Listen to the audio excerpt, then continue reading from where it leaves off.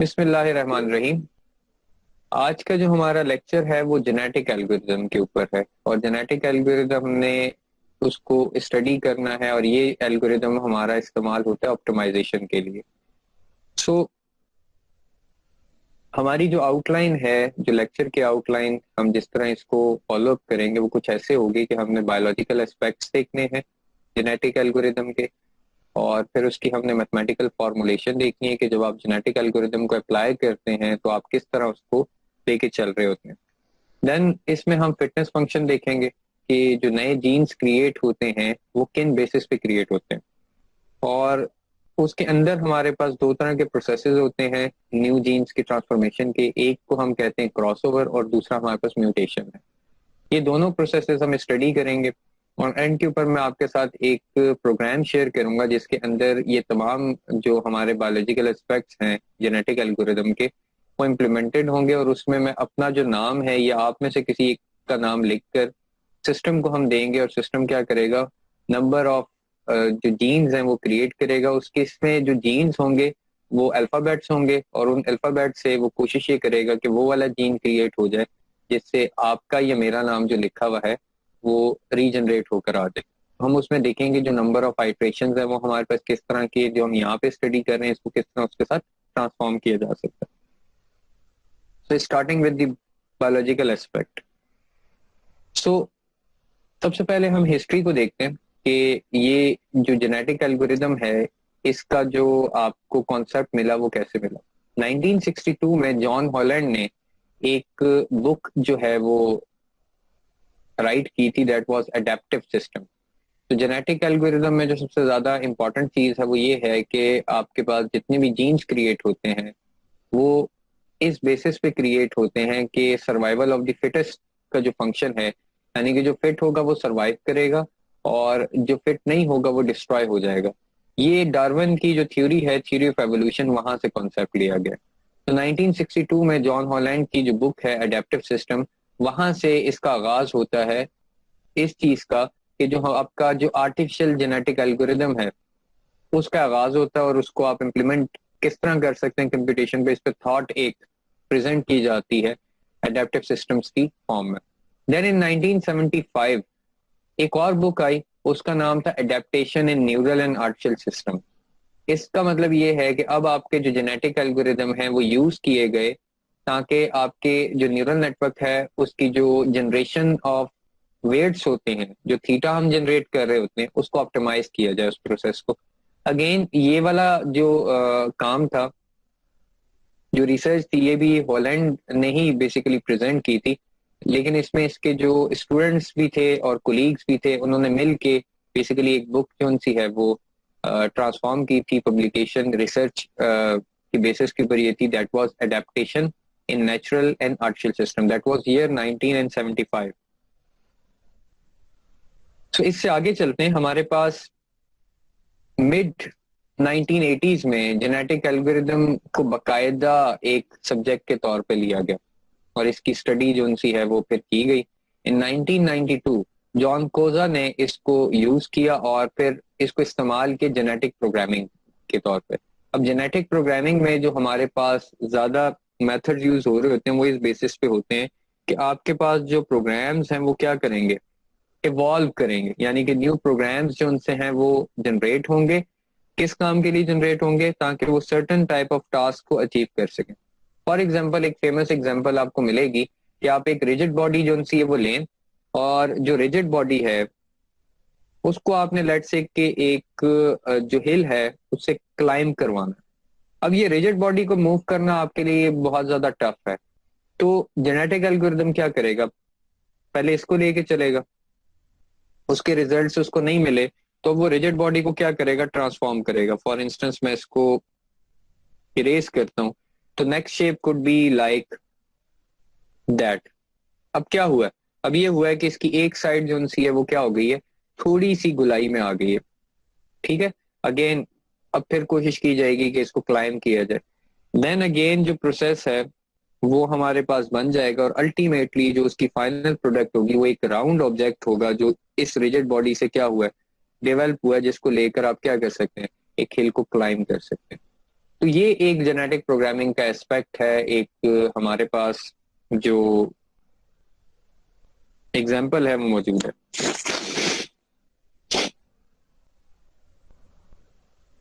सो अब हमारे पास ये जेनेटिक एल्गोरिदम अब जो यूज होता है वो मेनली यूज होता है सर्चिंग टेक्निक के तौर पे, कि आपने अगर एक सर्च को ऑप्टिमाइज करना है तो आप इसको यूज कर सकते हैं।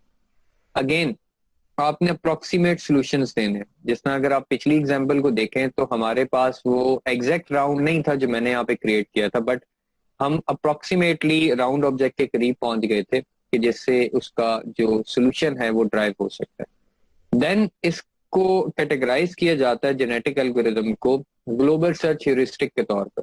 यानी कि आप ह्यूरिस्टिक से मुराद ये कि आप नंबर ऑफ आइट्रेशंस लेके चलते हैं और उनको टेस्ट करते हैं according to some kind of fitness function.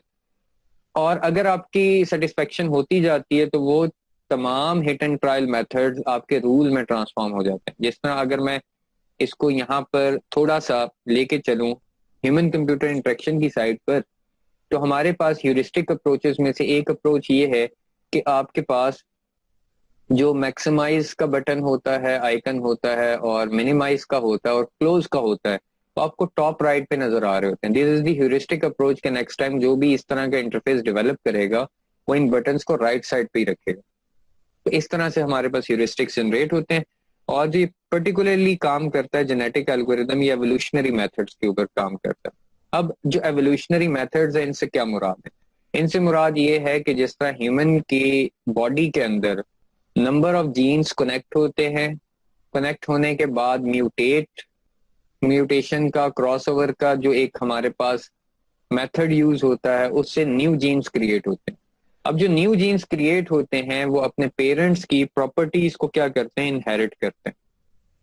और पेरेंट्स की प्रॉपर्टीज को इनहेरिट करने के साथ साथ ये देखा जाता है कि वो जो न्यू जीन्स हैं जो क्रिएट हुए हैं, वो जीन्स जो उनसे हैं वो किसी एक खास फिटनेस स्ट्रेंथ को सेटिस्फाई करते हैं, तो वो क्या करेंगे? पॉपुलेशन का पार्ट बन जाएंगे और उनसे फर्दर जीन्स क्रिएट होना शुरू हो जाएंगे। ये बिल्कुल वैसा ही है कि जिस तरह अगर आपको कोई एक चोट लगती है और आपकी बॉडी क्या करती है? ट्रांसफॉर्मेशन करनी शुरू कर देती है, उस एरिया को रीजनरेट करना शुरू कर देती है according to your skin tone and tissues.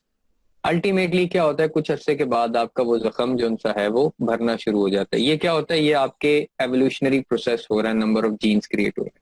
अब इस थ्योरी को लिया गया और इस थ्योरी को लेने के बाद जो कंप्यूटेशन है उसकी साइड पर लेके गए। अब इस एवोल्यूशन में हम क्या करते हैं? जब हम बात कर रहे हैं genetic algorithm according to computation, तो आप क्या करते हैं? आप पॉपुलेशन एक सिलेक्ट करते हैं। ये बिल्कुल वैसे ही है कि अगर आपके पास एक स्टैटिस्टिक्स में आप सैंपल ले रहे होते हैं, लेट्स से I have population of this size, काफी सारे ऑब्जेक्ट्स इसमें पड़े हुए हैं, दिस इज माय पॉपुलेशन। तो आप क्या करेंगे? आप इसमें से रैंडमली आप जो इंडिविजुअल्स हैं उनको सिलेक्ट करेंगे। Let's say I have selected this one, I have selected these two, this one, this one and this one. अब जिनको मैंने सिलेक्ट किया है ये मेरे लिए क्या है? इंडिविजुअल्स हैं। और ये जनरेशन मेरी होती रहेगी जब कभी भी हम पॉपुलेशन को सिलेक्ट करेंगे। अब आपने जो भी जनरेशन करनी है, उस जनरेशन में वही जीन्स इस पॉपुलेशन का पार्ट बनेंगे जो क्या करेंगे? फिटनेस फंक्शन को सेटिस्फाई करेंगे। और सेटिस्फाई करने के बाद हम ये कहेंगे कि these genes are selected and these are part of a new population. अब लेट्स से कि आपके पास जीन्स पहले थे 100 जीन्स थे, और अब आपके पास जो न्यू जीन्स क्रिएट हुए हैं जिनने सेटिस्फाई किया है, जिन्होंने आपके फिटनेस फंक्शन को, तो अब हमारे पास जो न्यू पॉपुलेशन साइज होगा दैट वुड बी 103 इंडिविजुअल्स। तो इस तरह इसके अंदर ये काम हो रहा होता है।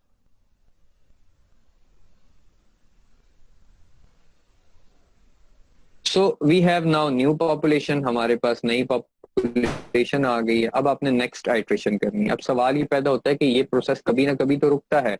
ऐसा तो नहीं होता कि जो आपकी चोट है उसको भरने के बाद आपका जो कुछ और एरिया डेवलप होना शुरू हो जाए, यानी कि वो जहां पे चोट लगी वो भरना शुरू हो जाए। ऐसा नहीं होता। उसकी वजह क्या है? उसकी वजह यह है कि जो आपके पास मैक्सिमम नंबर ऑफ जनरेशंस होती हैं, लेट्स से कि मैंने न्यू जीन्स क्रिएट करने हैं 10, तो जब 10 जीन्स क्रिएट हो जाएंगे उसके बाद ये प्रोसेस क्या हो जाएगा? कंप्लीट हो जाएगा। तो इसलिए आप हमने ये देखना है कि हमारे पास जो जीन्स क्रिएट हो रहे हैं वो हमने पहले से जनरेट कर देना है। एक उसको हमने सैंपल वैल्यू दे देनी है जिस तरह की हमारे पास actually satisfactory fitness level generate हो सके। फॉर एग्जांपल मैंने अभी आपके साथ जिक्र किया था कि मैं प्रोग्राम को टेक्स्ट दूंगा। अब मैंने अपने नाम के स्पेलिंग लिखनी है। अगर ये स्पेलिंग जनरेट हो गए तो मेरा प्रोग्राम स्टॉप हो जाएगा, और अगर जनरेट ना हुए, लेट्स से टी तो उसने सही जनरेट कर दिया, ए अब उसने कैपिटल दे दिया, एन उसने स्मॉल दे दिया, देन डब्ल्यू की जगह पे उसने वी लिख दिया, और ई की जगह पे आई लिख दिया, और फिर आर आ गया। अब कहने को ये भी हमारे पास क्या है, नेम तनवीर बनती है pronunciation, but that was not according to this sample. कि यहाँ पे जो स्पेलिंग दिए गए थे, जब तक कि ये जनरेट नहीं हो जाते तब तक ये आइट्रेशंस चलती रहेंगी और ये प्रोग्राम चलता रहेगा। अब हम इसके तरफ आते हैं, फॉर्मली ये स्टेप्स कौन से हैं। जो जेनेटिक एल्गोरिदम का फ्लो है हम उसको देखते हैं। सबसे पहली चीज क्या, आपके पास इनिशियल पॉपुलेशन है। आप इनिशियल पॉपुलेशन की आपकी सिलेक्शन होती है, और इनिशियल पॉपुलेशन आप एक नंबर ऑफ इंडिविजुअल्स जो उनसे हैं उनको सिलेक्ट करते हैं। अच्छा, अब इंडिविजुअल से क्या मुराद है? हमारे पास पॉसिबल सॉल्यूशंस हमने पिक कर लिए फ्रॉम द पॉपुलेशन। और पॉपुलेशन क्या है? हमारे पास ग्रुप ऑफ इंडिविजुअल्स है। लेट्स से कि आपकी क्लास में 42 स्टूडेंट्स हैं। इस वक्त अगर हम बात करें कि हमारी क्लास में इस वक्त जो लोग प्रेजेंट हैं, I am taking it as an example, there are 15 number of students. तो 15 number of students are the individual from the population of 42 students. इसी तरह हमारे पास फिटनेस फंक्शन है। अब फिटनेस फंक्शन क्या होगा? आपने वो जो इंडिविजुअल्स हैं उनको सिलेक्ट करना है according to some kind of equation. अब मैं ये कहता हूं कि जो मैं सिलेक्टेड इंडिविजुअल्स हैं उनकी मैं फिटनेस वैल्यू इन बेसिस पे लेना चाहता हूं। If I am talking about an artificial intelligence class, तो मैं ये देखना चाहता हूं कि वो कौन से स्टूडेंट्स हैं जिनको न्यूरल नेटवर्क बहुत अच्छा आता है। तो मेरे लिए जो फिटनेस वैल्यू हो गई, फिटनेस का पैरामीटर हो गया, वो क्या हो गया? न्यूरल नेटवर्क का आपको आपकी अंडरस्टैंडिंग होगी। अब जिसकी अंडरस्टैंडिंग न्यूरल नेटवर्क की नहीं है वो क्या करेगा? वो फिटनेस को फुलफिल नहीं कर रहा, वो ड्रॉप हो जाएगा। यानी कि जो हमने पॉपुलेशन में से इंडिविजुअल सिलेक्ट किए हैं वो ड्रॉप हो गए। अब हमारे पास जो नंबर ऑफ ट्रेड्स हो सकते हैं हम जिनकी बात कर रहे हैं, हर इंडिविजुअल के फीचर्स हैं। फीचर से मुराद वो प्रॉपर्टीज हैं जो उसके अंदर मौजूद हैं, जिनकी बेसिस पे कुछ प्रॉपर्टीज आने वाले न्यू जीन्स क्या करेंगे? इनहेरिट करेंगे। अब एक और टर्मिनोलॉजी हम आगे इस्तेमाल करेंगे, जीनोम की। जीनोम से मुराद वो तमाम क्रोमोसोम्स हैं, वो तमाम प्रॉपर्टीज हैं जो एक इंडिविजुअल में पाई जाती है। तो ये हमारे पास नंबर ऑफ वैल्यूज हैं जो हम यूज कर रहे होंगे इस पूरे प्रोसेस को अंडरस्टैंड करने। अब मैं आता हूं इसके पहले प्रोसेस पे जिसमें मैंने ये कहा कि आप एक पॉपुलेशन को क्या करेंगे? सिलेक्ट करेंगे। तो हमने क्या किया? हमने एक इनिशियल पॉपुलेशन ले ली। Let's say we have a population of 10 individuals.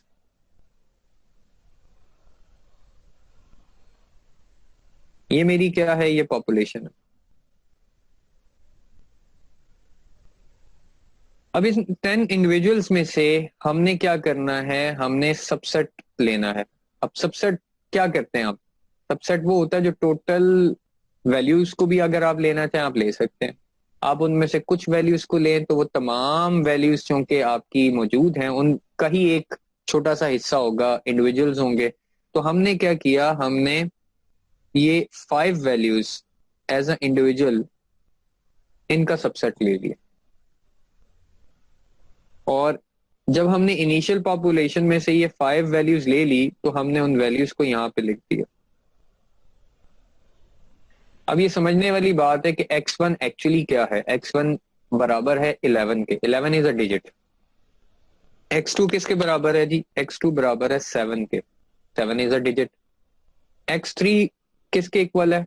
8। Then we have x4, then we have x5। अब ये नंबर ऑफ वैल्यूज हैं, हमने एग्जांपल ली है नंबर ऑफ वैल्यूज की, और हमारे पास जो जीनोम है या क्रोमोसोम्स हैं वो ये वैल्यूज हैं, या इनसे जनरेट की हुई जो बाइनरी इवैल्यूएशन होगी वो हमारे जीनोम है। तो हमने सबसे पहले क्या किया, हमने इनिशियल पॉपुलेशन ले ली। ये सर्कल के अंदर जितने भी ऑब्जेक्ट्स आपको नजर आ रहे हैं ये इनिशियल पॉपुलेशन है। हमने ये जब पिक की, पिक करने के बाद अब हम क्या करेंगे, अब इसमें से हमारी सिलेक्टेड वैल्यूज आ गई। अब बाकी हमें किसी और चीज के ऊपर कोई जो सी है वो रिक्वायरमेंट नहीं है, तो हमारे पास क्या आ रहा है, x1 आ रहा है, x2 आ रहा है, x3 आ रहा है, x4 आ रहा है, देन वी हैव x5।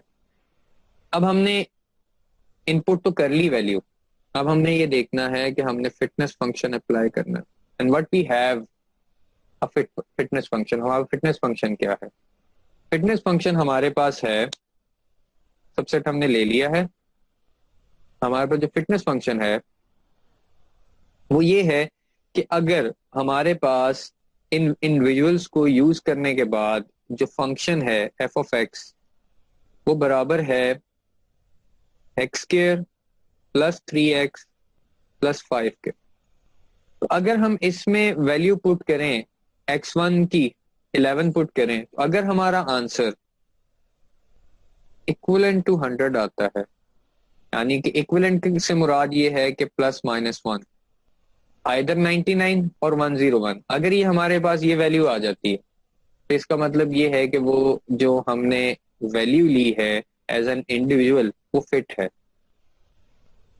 ठीक है, अब इसको ट्राई करने के लिए मैं क्या करूंगा, मैं यहाँ से 11 को लूंगा और मैंने फंक्शन लिख लिया फंक्शन ऑफ 11, क्योंकि x1 किसके बराबर है, 11 के बराबर है।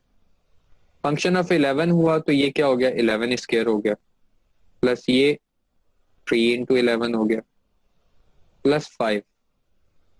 अब इसको अगर हम गौर करें, मैं पूरे को सॉल्व ना करूं, मैं सिर्फ ये देखूं कि 11 स्क्वायर इज इक्वल टू 121, और ये तमाम की तमाम इक्वेशन में चूंकि एडिशन हो रही है, तो इट मींस कि हमारे पास जो आने वाला आंसर है that would be greater than 100। तो ग्रेटर देन 100 है तो ये क्या हुआ, ये फिट हुआ। तो हमने ये कहा कि हमारे पास जो x1 है वो क्या हो गया, वो फिटनेस फंक्शन को उसने सेटिस्फाई कर दिया। नाउ द अदर वन, मैं इसको इरेज कर रहा हूं। The other one is x2, ये हमारे पास सेटिस्फाई कर चुका है, x2 की बारी आती है। अब x2 में हमने ये कहा कि we have function of 7, function of 7 हुआ तो ये 7 स्क्वायर हो गया, प्लस 3 इंटू 7 हो गया, प्लस 5।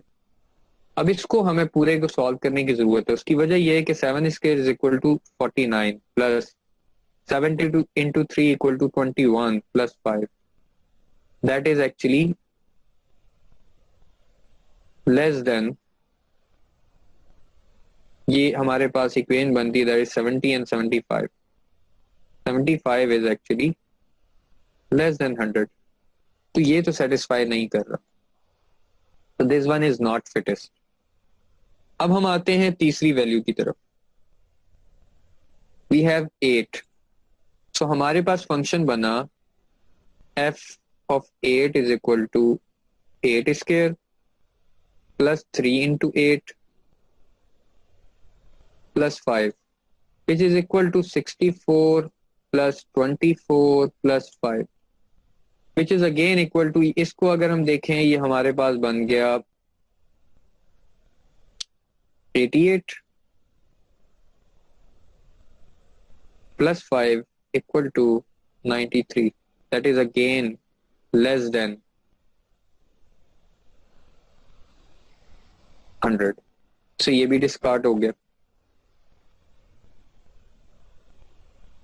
अब मैं 12 को एक वजह से कंप्यूट नहीं करूंगा, उसकी वजह ये कि जब 11 सेटिस्फाई कर सकता है तो इट मींस हमारे पास 12 तो लाजमी सेटिस्फाई करेगा। What about 9? 8 बहुत ज्यादा क्लोज था, अब हमने 9 को चेक करना है क्या 9 सेटिस्फाई करता है या नहीं करता। तो उसके लिए क्या हो जाएगा, function of 9 equal to 9 square plus 9 into 3 plus 5, it is equal to 81 plus 27 plus 5। अगर हम इस इन दो को भी ऐड कर दें तो हमें पता चल जाएगा we have 108 plus 5 is equal to 113 which is greater than 100। So इसका मतलब ये है कि 9 सेटिस्फाई कर रहा है। तो अब हमने क्या किया, हमने सबसे पहले पॉपुलेशन ली, उसमें कितने इंडिविजुअल थे, 10 इंडिविजुअल्स थे, उनमें से हमने 5 सिलेक्ट किए। 5 में से फिटनेस को क्वालिफाई करने वाले 3 थे। तो हमारे पास जो वैल्यू बची, वो वैल्यू बची हमारे पास, we have 11, we have 12, we have 9। So we have x1, x4 and x5।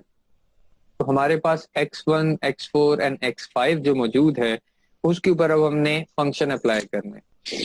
We have cross over and we have mutation.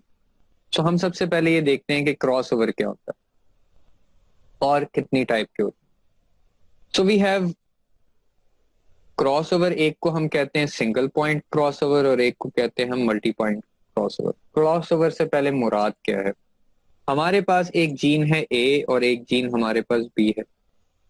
हमने कहा सिंगल पॉइंट क्रॉस ओवर, तो एक लाइन आपको नजर आ रही है ये, ठीक है, ये सिंगल पॉइंट है।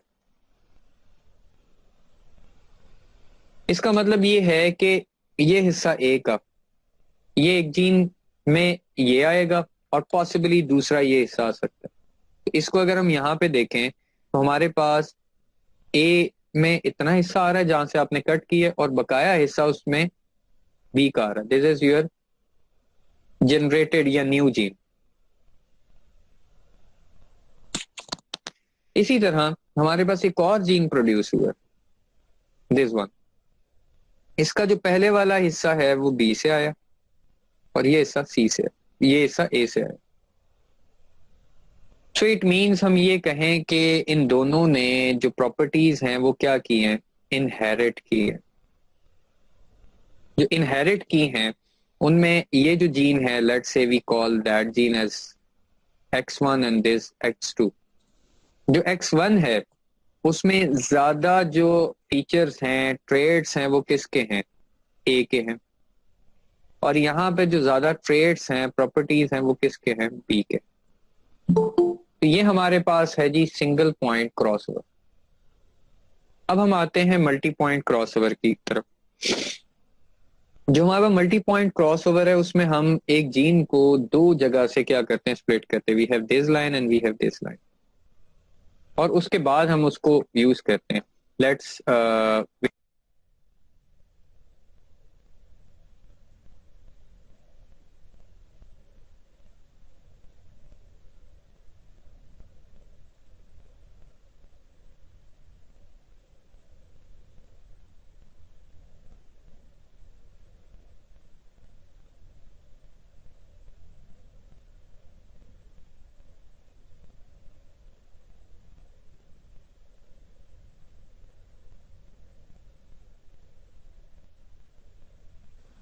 जी, so we have 2 point crossover, multi point crossover भी इसको कहते हैं। यहाँ पे ये चीज है कि आपके पास जीन है ए और जीन है बी। ये ए और बी जो आपके पास मौजूद हैं, इनको अगर आप देखें तो इसका मतलब ये है कि कुछ हिस्सा एक जीन के पास जाएगा और कुछ हिस्सा दूसरे जीन के पास जाएगा। तो अगर मैं यहाँ पे कट करूं तो हम ये कहते हैं कि जी इसके कुछ ट्रेड्स जो उनसे हैं वो ए से आए हैं, अच्छा, फिर कुछ ट्रेड्स उसके बी से आए हैं, और जो रिमेनिंग ट्रेड्स हैं वो अगेन कहाँ से आए हैं, ए से आए। इसी तरह अगर दूसरे जीन को अगर आप देखें तो यहाँ पे ट्रेड्स यानी कि प्रॉपर्टीज जो उनसी हैं वो इस न्यू जीन के पास बी की तरफ से आई हैं, कुछ प्रॉपर्टीज ए की तरफ से आई हैं, कुछ प्रॉपर्टीज अगेन बी की तरफ से आई हैं। So B is dominant over here and A is dominant over here. तो अब आपके पास इस तरह क्या होते हैं, नए जीन्स क्रिएट होते हैं। अब सवाल ये पैदा होता है कि हमारे पास जो एग्जाम्पल है हम वहां से न्यू जीन्स किस तरह क्रिएट करेंगे। For that thing we have again x1 we have x4 and we have x9. Let's say हम जो क्रॉस ओवर करने लगे हैं वो बिटवीन x1 एंड x5 करने लगे। इसका मतलब ये है कि पहले मैं x1 को लूंगा और फिर मैं x5 को लूंगा। तो x1 को अगर आप देखें, दिस इज 11।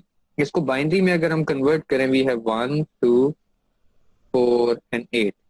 इसका जो बाइनरी कोड बनता है 11 का, वो कुछ बनता है ऐसे, we have 8 + 2 + 1 0। Then we have x5। x5 को अगर हम देखें, ये 9 है, this one and we have 0 0। अब हम इन दोनों को वैसे ही रखते हैं, 1 0 1 1। ये क्या है एक्चुअली? x5 है, सॉरी दिस इज x1।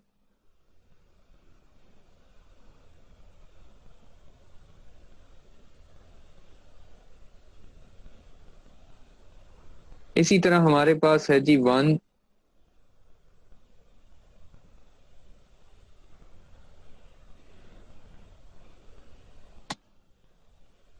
1 0 0 1। अब अगर मैं सिंगल पॉइंट क्रॉस ओवर कर रहा हूं तो यहां पर कोई खास फर्क आपको नजर नहीं आएगा। अगर मैं यहाँ पर मल्टी पॉइंट क्रॉस ओवर कर रहा हूँ तो भी आपको कोई खास फर्क नजर नहीं आएगा। मैं उसकी वजह बता देता हूँ। अगर सिंगल पॉइंट क्रॉस ओवर कर रहे हैं तो भी जो जीन क्रिएट होगा वो क्या होगा? पॉसिबली 1 0 0 1। एक हिस्सा यहां से आ गया और एक हिस्सा यहां से आ गया। अगर मैं इसका रिवर्स क्रॉस ओवर कर रहा हूं तो हमारे पास आ गया 1 0 1 1। तो ये अगेन जो जनरेशन हुई है वो क्या है? वो x1 और x5 से बिल्कुल मिलते जुलते जीन क्रिएट हुए। So let's take another example, the toughest one। अब मैं ये कह रहा हूँ कि जो जीन्स हमारे पास आए हैं, हमारे पास ये नहीं है, हमारे पास इससे कॉम्प्लेक्स जीन्स हैं। तो उसके लिए हम क्या करेंगे?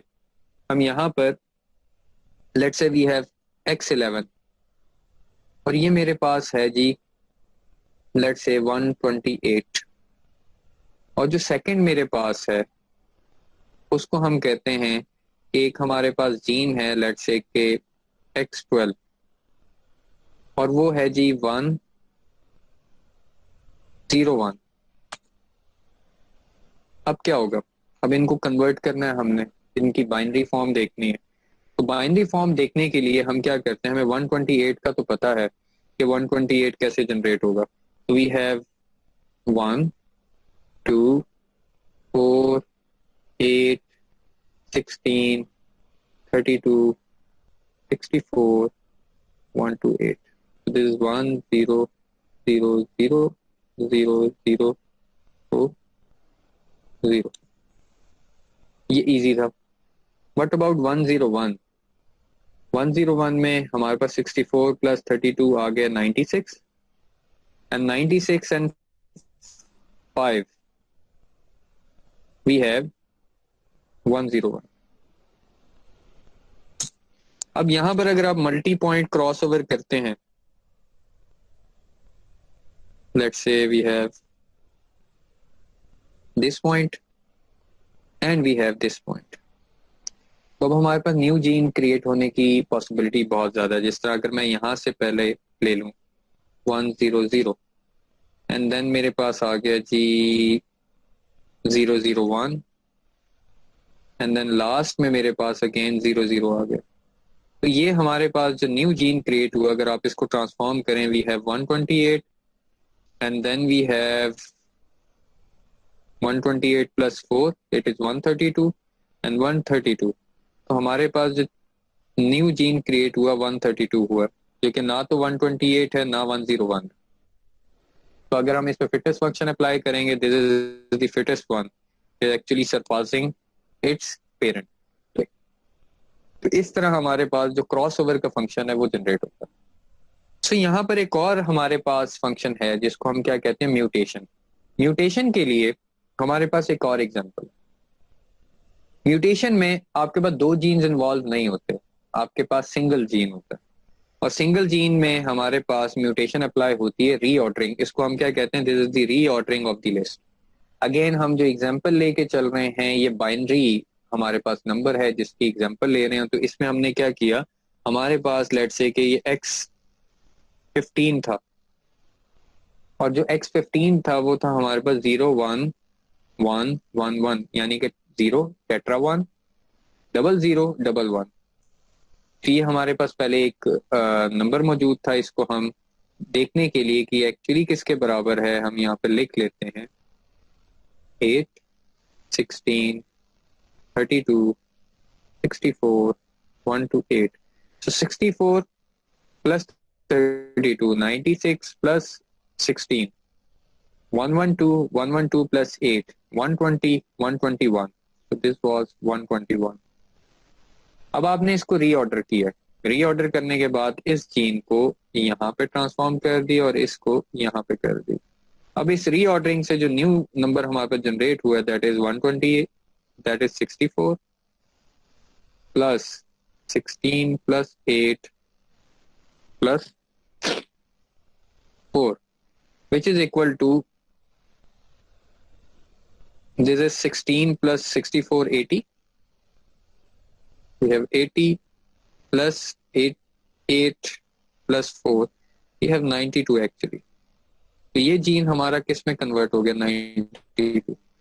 अब अगर हम इसको देखें जो जीन हमारे पास है इसकी फिटनेस वैल्यू क्या हो गई है, कम हो गई है, लेकिन इन सम केसेस अगर रीऑर्डरिंग अगर आपकी सही तरीके से होती है तो यही फिटनेस फंक्शन इस तरह का आपके पास आ जाएगा कि वो सेटिस्फाई कर सके किसको, फिटनेस वैल्यू को। और अगर वो अपने एग्जिस्टिंग जीन से बेहतर बन सकता है तो वो हमारी पॉपुलेशन का पार्ट भी बन सकता है। अब ये हम किसके लिए कह रहे हैं, ये हम कह रहे हैं जो हमारे पास ये जो दो जीन्स हमारे पास सेटिस्फाई नहीं कर पाए थे, अगर आप इनके ऊपर म्यूटेशन अप्लाई करते हैं तो ये एक बेहतर जीन्स बन सकते हैं। अगेन म्यूटेशन में भी हम आइट्रेशन की बेसिस पे देखते हैं कि ये सेटिस्फाई कर रहा है या नहीं कर रहा। फॉर एग्जांपल 7 को अगर हम ले रहे हैं तो 7 हमारे पास कुछ ऐसे बिट्स होंगे, हम कहते हैं कि जी हम इसको म्यूटेट कर रहे हैं, हम रीऑर्डरिंग कर रहे हैं बिटवीन दिस एंड दिस।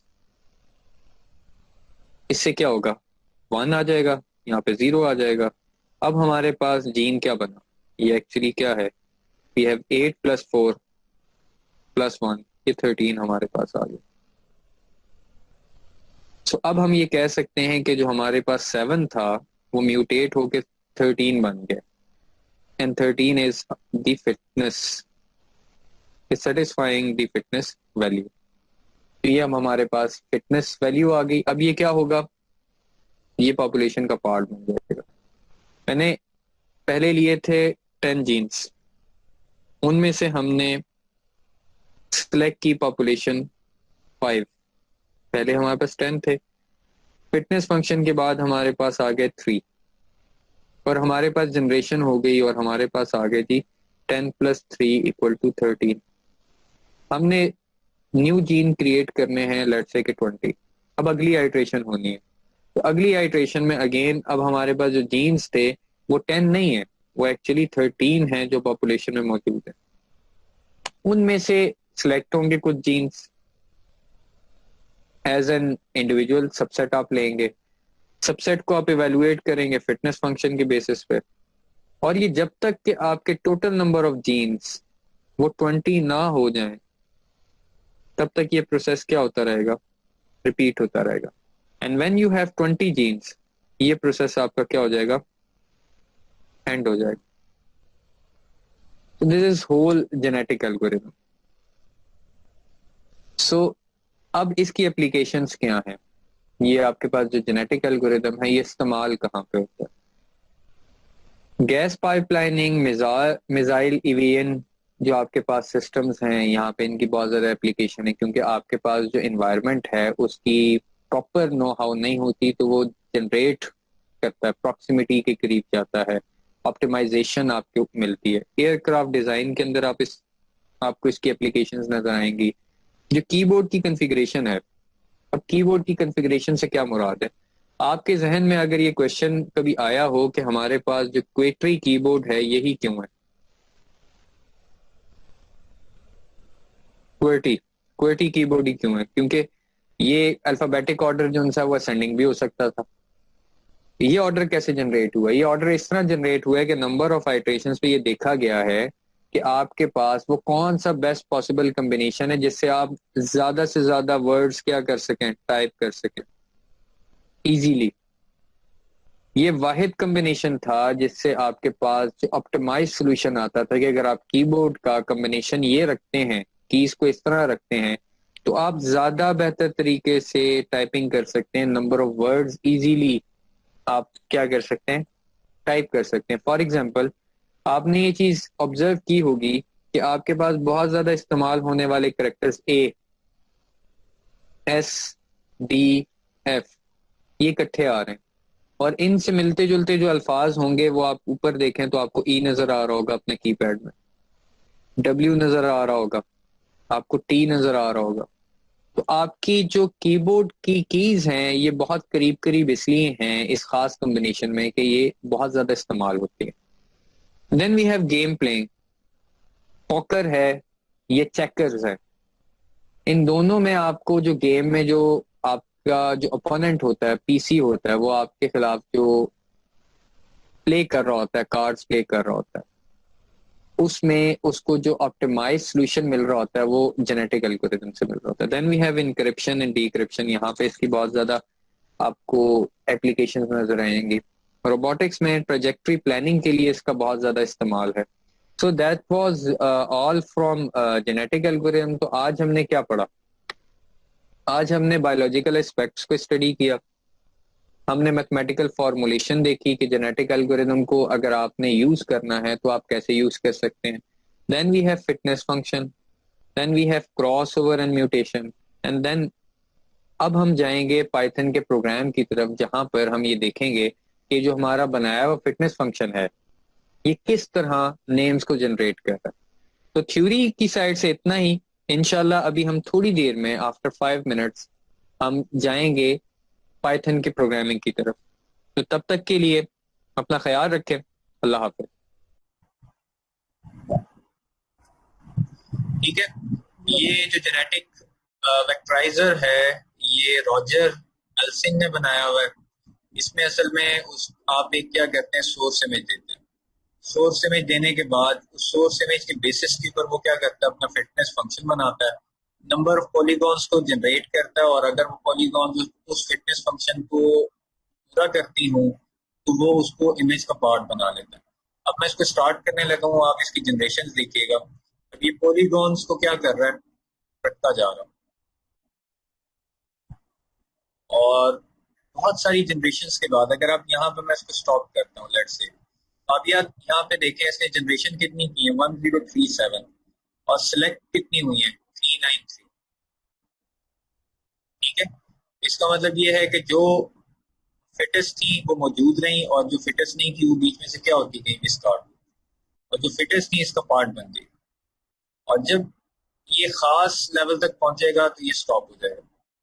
अब आप क्या करें, अपनी एग्जांपल को कंप्यूट करते रहें, साइड पे ये स्क्रीन आपके चल रही है, तो आपके एग्जांपल को कंप्लीट करने तक यहाँ पे कुछ ना कुछ शक्ल बन के आ जाएगी। आपको ये भी साथ साथ नजर आ रहा है कि कितनी जनरेशन हो चुकी है, कितनी सिलेक्टेड वैल्यूज हैं, कितने पॉइंट्स।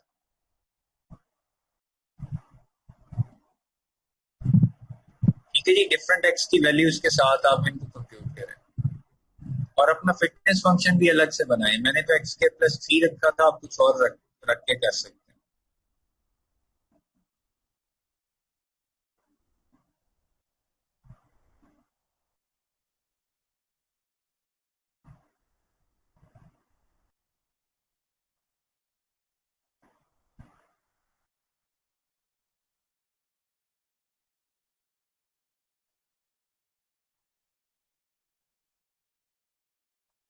अब अगर आप गौर करें, मोनालिसा की पिक्चर तो नहीं बनी, लेकिन एटलीस्ट अगर आप दूर से देखें तो आपको मोनालिसा का थोड़ा थोड़ा पता लगना शुरू हो गया कि मे भी शायद ये उस इमेज के करीब करीब हो। लेकिन थोड़ी देर के बाद ये बहुत ज्यादा करीब पहुंच जाए।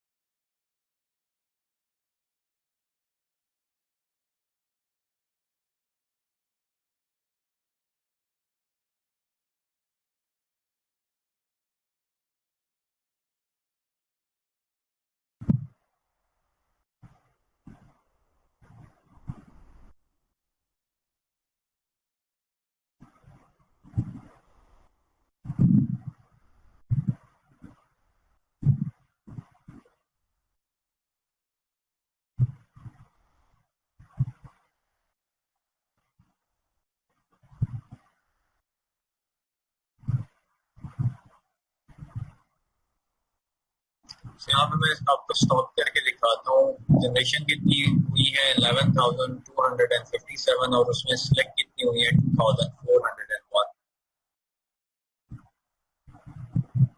यहाँ पे डिफरेंट फिटनेस वैल्यू आ रही है हर एक जनरेशन की।